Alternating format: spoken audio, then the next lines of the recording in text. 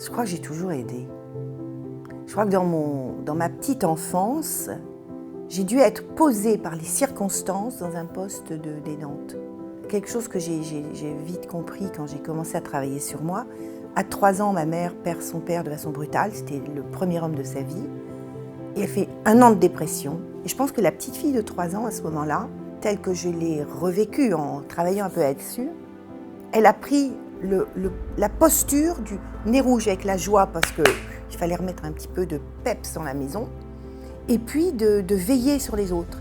Donc je pense que je suis devenue aidante parce que quelque part dans mon histoire, à un moment, la posture, l'attitude a été vraiment intégrée. Et puis après un long parcours, j'ai choisi de revenir à ma source, c'est-à-dire j'adore les gens et j'aime sentir que je ne suis pas là pour rien. J'ai compris en rembobinant mon histoire que j'ai toujours eu cette posture d'écoute, d'observation et de redonner du sens peut-être dans des choses qui parfois se hachaient.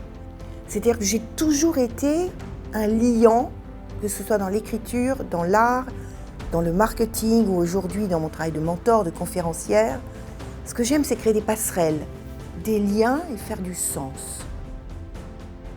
Quand une femme se révèle, c'est d'abord beaucoup de sororité. C'est-à-dire que je me sens en lien avec elle. La personne qu'on va accompagner, quelque part, c'est notre miroir. C'est quelqu'un qui est sur la même trajectoire, qui a les mêmes valeurs, qui a les mêmes objectifs, qui a les mêmes préoccupations de fond. Et donc, ce que je ressens, c'est d'abord une très grande communion. Je ne fais pas un coaching intellectuel, même si on va arriver à des stratégies, à des outils très forts de construction. Mais avant tout, j'amène la personne dans son propre corps, là où il y a les mémoires, là où il y a les sensations, là où il y a de la joie, là où il y a de la tristesse, pour aller nettoyer. On est ensemble dans la même lumière. J'incite les femmes à devenir les rôles modèles. Parce qu'on a besoin aujourd'hui de femmes qui vont dire c'est possible et je vous aide. On y va ensemble. Pour moi, c'est tellement important. Je me ressource seule avant tout parce que j'ai besoin d'être bien pour aller vers les autres. Donc je me ressource aussi dans l'art énormément. Mais il y a tellement de manières de se ressourcer. Je crois que pour se ressourcer, il faut aller vers ce qu'on aime profondément. C'est vraiment aller chercher tout ce qui est là autour de nous pour nous ressourcer. Christophe, mon mari, mon meilleur ami, est quelqu'un que j'aime profondément et qui m'aime. Et je crois qu'on a fait un choix dans notre vie, c'est vraiment d'être là l'un pour l'autre.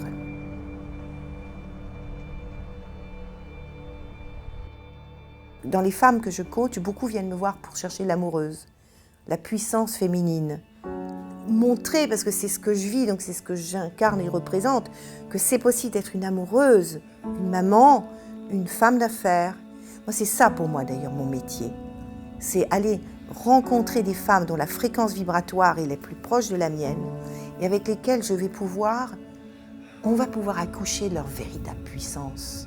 Un projet, on va prendre les valeurs, ce qui est important, ce qui fait vibrer. J'étalonne le corps pour savoir le degré de vibration, que ça ne passe pas par la tête. Et on arrive à épurer quel est le projet le plus important. Celui-là. Comment on y va? Le marketing entre en marche. Les étapes. On définit le projet de façon très précise. On va aller voir les modèles autour qui sont inspirants. On va aller voir, on fait une petite veille concurrentielle. On va aller voir là où elle a le plus de valeur à apporter. Comment on peut, étape par étape, aller construire ce projet. J'adore. C'est-à-dire qu'on sait exactement pourquoi on vient vers moi et je le fais avec de plus en plus de joie et de justesse. Et c'est ça qui est fabuleux, c'est ça que j'adore faire. Je suis Edith Lassia, mentor des femmes qui veulent contribuer à changer le monde.